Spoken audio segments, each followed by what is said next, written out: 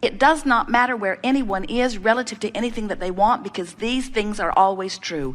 Everything that you are living has caused you to ask for more, and that more is already accomplished vibrationally. You just got to chill out.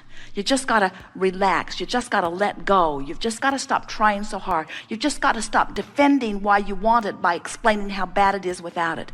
Every time you're justifying or defending or rationalizing, you're pointing upstream. Even Esther, with all that she hears from us, sometimes will get stuck on the rightness of an issue rather than how the thought she's thinking feels. She'll say, oh, come on, Abraham, you got to give me this one. You know I'm right. You know that what happened here was wrong. You know that that should not have been that way. And we say, we're sure you could poll most of the world, and much of the world would agree with you. Maybe even more would agree with you than would disagree with you. Maybe almost all would agree with you, but it doesn't make any difference.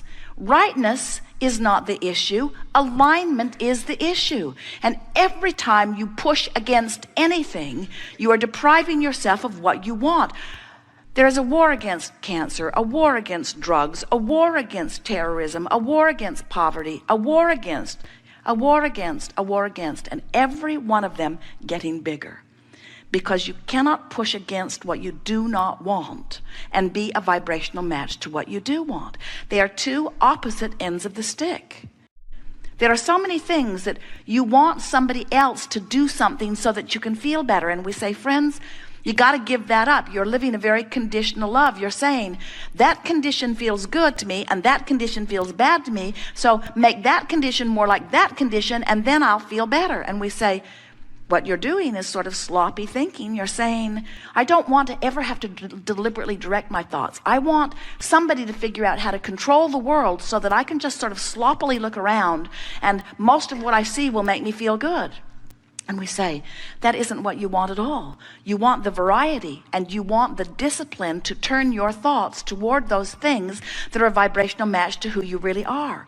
You want to use your willpower. You want to use your determination. You want to use your resources, your faculties. You want to use your valor. You want to use everything that you've got girded up. You want to use that toward directing thought. If you will direct your thought toward the things that feel good, you will have not a problem in the world.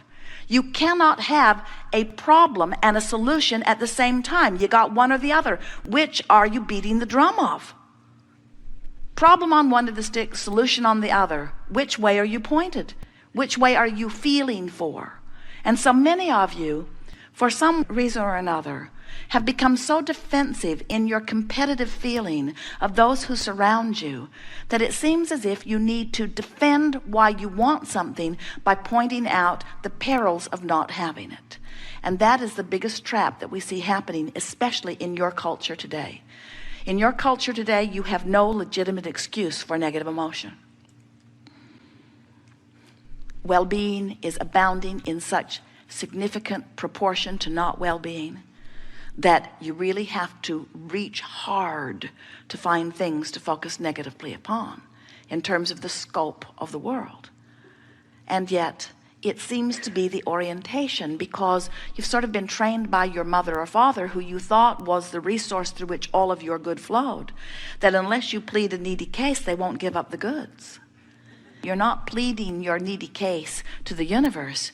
You're simply extracting from the variety your choice of what you prefer, and the source energy immediately becomes the vibrational equivalent of your preference. And if you're not living it in full-blown manifestation, it's only because what's active within you is something other than your preference. You must be talking about something other than what you want, or you would be living everything that you want. You have to start telling a different story. You have to tell the story the way you want it to be, not the way it is. You have to tell the story with the solution emphasized, not the problem. You have to stop complaining and start appreciating. You have to explain it the way you want it to be, not the way it has been. You have to speak of things as you would like them to be.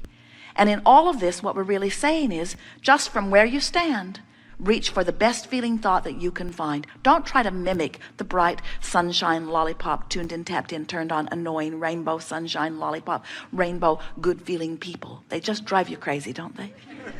Don't try to mimic them. Just try to feel as good as you can feel from where you are. Because where you are is valid. Where you are is the stream. Jerry and Esther went whitewater rafting last summer, and it was such a glorious day.